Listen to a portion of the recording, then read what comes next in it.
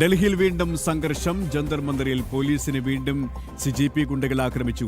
കല്ലേറ് പ്രതിരോധിക്കാൻ ഡൽഹി പോലീസ് കണ്ണീർവാതകം പ്രയോഗിച്ചു. വിശദാംശങ്ങളുമായി ആദർശ് ചേരുകയാണ്. ആദർശ്, സമരത്തിന്റെ പേരിൽ, പ്രതിഷേധത്തിന്റെ പേരിൽ കലാപം സൃഷ്ടിക്കാനുള്ള ബോധപൂർവമായ നീക്കവും ഒരു ഭാഗത്ത് നടക്കുകയാണ്. അതിന് കൃത്യമായ രീതിയിൽ പ്രതിരോധിക്കുകയാണ് പോലീസ്. എന്താണ് നിലവിലെ സംഭവിച്ചത്? നിലവിലെ സാഹചര്യവും എന്താണ്?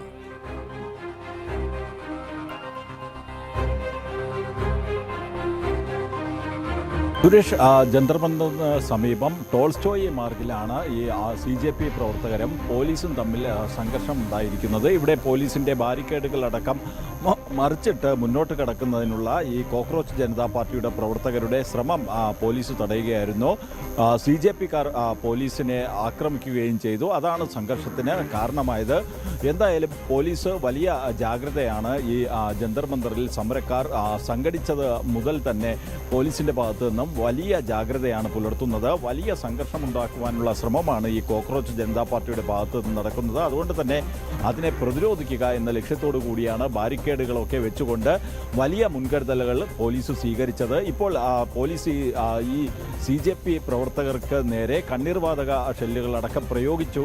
എന്തായാലും അവരെ അവിടെ നിന്ന് തുരത്തുവാനുള്ള ശ്രമം തന്നെയാണ് പോലീസിൻ്റെ ഭാഗത്തു നിന്ന് നടക്കുന്നത്. പോലീസിനെ ആക്രമിക്കുന്നത് പോലുള്ള പ്രകോപനപരമായ പ്രവർത്തനങ്ങളിലാണ് ഇപ്പോൾ CJP പ്രവർത്തകർ ഏർപ്പെട്ടിരിക്കുന്നത്. കാരണം അവരെ സംബന്ധിച്ചിടത്തോളം ഈ സമരത്തെ വലിയൊരു അക്രമ സമരമാക്കി മാറ്റിക്കൊണ്ട് രാജ്യതലസ്ഥാനത്ത് അരാജകത്വം നിഴലിക്കുന്നു, അരാജകത്വമാണ് രാജ്യതലസ്ഥാനത്ത് നടക്കുന്നത് എന്ന തരത്തിലുള്ള വാർത്തകൾ സൃഷ്ടിക്കുന്നതിന് വേണ്ടിയുള്ള ശ്രമമാണ് കോക്രോച്ച് ജനതാ പാർട്ടിയുടെ പ്രവർത്തകർ നടത്തുന്നത്. അതുകൊണ്ട് തന്നെയാണ് പോലീസും വലിയ മുൻകരുതൽ എടുത്തുകൊണ്ട് ഈ സമരത്തെ നേരിടുന്നത്. പ്രത്യേകിച്ച് അവർ ജന്തർ മന്ദിറിൽ സംഘടിപ്പിക്കുന്നതിനോടൊപ്പം തന്നെ നഗരത്തിൻ്റെ മറ്റിടങ്ങളിലും പ്രവർത്തകർ കൂട്ടം കൂടി നിന്നുകൊണ്ട് പോലീസിനെ ആക്രമിക്കുന്നത് പോലുള്ള പ്രവർത്തനങ്ങളിൽ ഏർപ്പെടുന്ന ഒരു സാഹചര്യമുണ്ട്. അതുകൊണ്ട് തന്നെയാണ് പോലീസും വളരെ കരുതലോടുകൂടി ഈ സമരക്കാരെ നേരിടുന്നതിനുള്ള നീക്കങ്ങൾ നടത്തുന്നത്. ടോൾസ്റ്റോയി മാർഗിലാണ് പ്രവർത്തകരും പോലീസും തമ്മിൽ സംഘർഷമുണ്ടായിരിക്കുന്നത്. ഈ ബോധപൂർവം കലാപം സൃഷ്ടിക്കാനും അക്രമം നടത്താനുമുള്ള ഒരു നീക്കമാണ് ഉണ്ടായത്. അതായത് ഈ സമരാഭാസത്തെ പൊതുസമൂഹം തള്ളിക്കളയുന്ന ഒരു സാഹചര്യമാണ് നിലവിലുള്ളത്. അതുകൊണ്ട് തന്നെ ഇതിനെ മറ്റൊരു തരത്തിൽ കൊണ്ടുപോകേണ്ടത് ഈ സമരത്തിന് നേതൃത്വം വഹിക്കുന്നവരെ, പ്രത്യേകിച്ച് പ്രതിപക്ഷത്തിന്റെ ഒരു താല്പര്യം കൂടിയാണ്. അത് കൃത്യമായി ബോധപൂർവം കൊണ്ടുപോവുകയാണ് ഈ സമരക്കാർ ചെയ്യുന്നത്, അല്ലേ?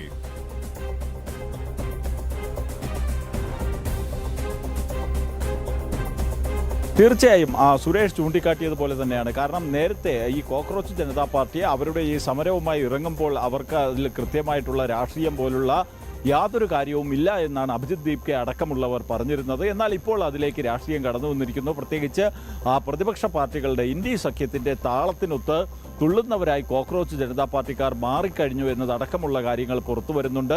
ഈ ഒരു സാഹചര്യത്തിൽ കൂടിയാണ് അവർ ഇത്തരത്തിലുള്ള അക്രമ സമരത്തിലേക്ക് കടക്കുന്നത്. കാരണം ഒരു അക്രമ സമരത്തിലൂടെ അവർക്ക് ഇതിൻ്റെ എല്ലാം അവർ ഉയർത്തിപ്പിടിച്ച ആശയങ്ങളിൽ നിന്ന് അവർ പിന്നോട്ട് പോകുന്നു. അവർ ആദ്യം ഒരു ആവശ്യം മുന്നോട്ട് വയ്ക്കുന്നു, ഇപ്പോഴത് പല ആവശ്യങ്ങളായി മാറുന്നു. ഈ ഒരു സാഹചര്യത്തിൽ അവർക്ക് ഇതിൽ നിന്ന് രാഷ്ട്രീയപരമായിട്ടും അവർക്കെതിരെ വലിയ വിമർശനങ്ങൾ ഉയരുന്നു. കാരണം കോക്രോച്ച് ജനതാ പാർട്ടി എന്ന് പറയുന്നവർ പ്രതിപക്ഷത്തിൻ്റെ കയ്യിലെ ഒരു ആയുധമായി അവർ വിദ്യാർത്ഥികളെ ഒരു ഉപകരണമാക്കി മാറ്റുന്നു എന്നതടക്കമുള്ള ആരോപണങ്ങൾ ഉയരുന്ന ഒരു സാഹചര്യത്തിൽ കൂടിയാണ് ഇത്തരത്തിലുള്ള അക്രമ പ്രവർത്തനങ്ങളിലേക്കും ഈ CJPക്കാർ നീങ്ങുന്നത്.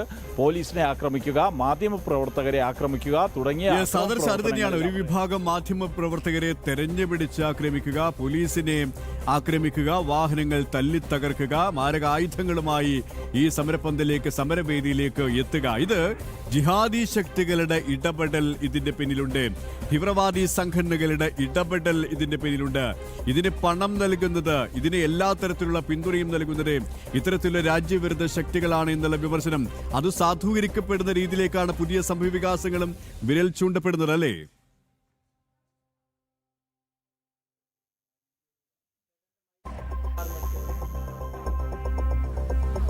തീർച്ചയായും ആ ഒരു രീതിയിൽ തന്നെയാണ്. കാരണം സമരക്കാരെ സംബന്ധിച്ചിടത്തോളം അവർക്ക് മറ്റു പല സംഘടനകളുടെയും, പ്രത്യേകിച്ച് അതിതീവ്ര നിലപാട് പിന്തുടരുന്ന മാവോയിസ്റ്റ് ആശയങ്ങൾ പിന്തുടരുന്ന സംഘടനകൾ, ഒപ്പം തന്നെ ജിഹാദി സംഘടനകളുടെ ഒക്കെ പിന്തുണ കിട്ടുന്നു.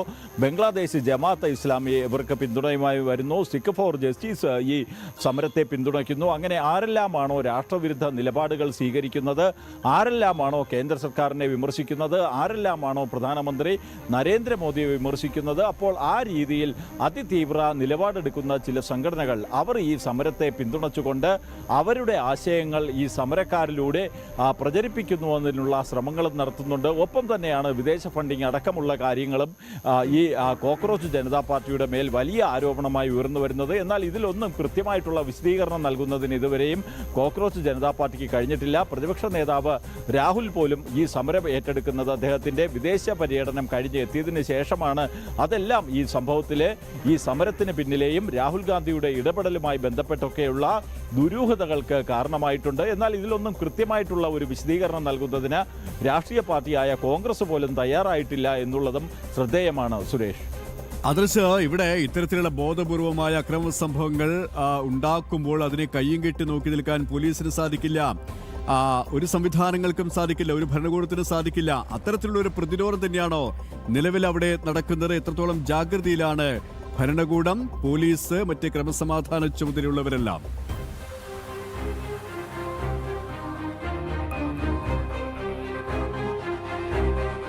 സുരേഷ്, നമ്മൾ നേരത്തെ തന്നെ പറഞ്ഞതാണ്, കൃത്യമായിട്ടുള്ള ഒരു ജാഗ്രത തന്നെയാണ് ഡൽഹി പോലീസ് ഇക്കാര്യത്തിൽ പുലർത്തുന്നത്. കാരണം പോലീസിനെ പിടിച്ച് ആക്രമിക്കുന്നു, സ്വകാര്യ വാഹനങ്ങളടക്കം, പോലീസ് വാഹനങ്ങളടക്കം ഈ കോക്രോച്ച് ജനതാ പാർട്ടിക്കാർ ആക്രമിക്കുന്നു. അപ്പോൾ ഇത്തരത്തിൽ വലിയ ഒരു ആക്രമണം അഴിച്ചുവിട്ടുകൊണ്ട് പോലീസിനെ പ്രകോപിപ്പിക്കുവാനുള്ള ശ്രമം കോക്രോച്ച് ജനതാ പാർട്ടിയുടെ പ്രവർത്തകരുടെ ഭാഗത്തു നിന്നുണ്ടാകുന്നു. അവർ മാധ്യമ പ്രവർത്തകരെ, വനിതകളടക്കമുള്ള മാധ്യമ പ്രവർത്തകരെ കയ്യേറ്റം ചെയ്യുന്നു.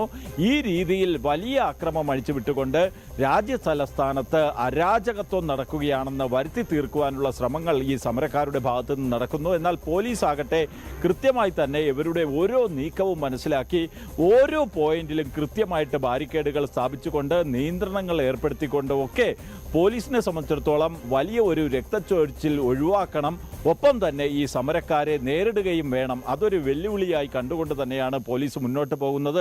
അതുകൊണ്ട് തന്നെയാണ് പോലീസിനെ ആക്രമിച്ചിട്ടും ടോൾസ്റ്റോയ് മാർഗിൽ പോലും പോലീസ് കണ്ണീർവാതക പ്രയോഗം നടത്തിക്കൊണ്ട് ഈ സമരക്കാരെ പിരിച്ചുവിടുന്നതിന് ഉള്ള ശ്രമം നടത്തിയത്. നമുക്കറിയാം, ഇവർ 20-ാം തീയതി പാർലമെന്റ് മാർച്ച് പ്രഖ്യാപിക്കുകയും ജന്തർ മന്ദറിൽ നിന്ന് പാർലമെന്റിലേക്ക് മാർച്ച് നടത്തുന്നതിനായി അവിടെ സംഘടിക്കുകയും ചെയ്യുന്നു. അതേ സമയത്ത് തന്നെ രാജ്യതലസ്ഥാനത്ത് ചില തന്ത്രപ്രധാനമായ സ്ഥലങ്ങളിലും ഇത്തരത്തിൽ ഈ കോക്രോച്ച് ജനതാ പാർട്ടിയുടെ പ്രവർത്തകർ സംഘടിച്ചിരുന്നു.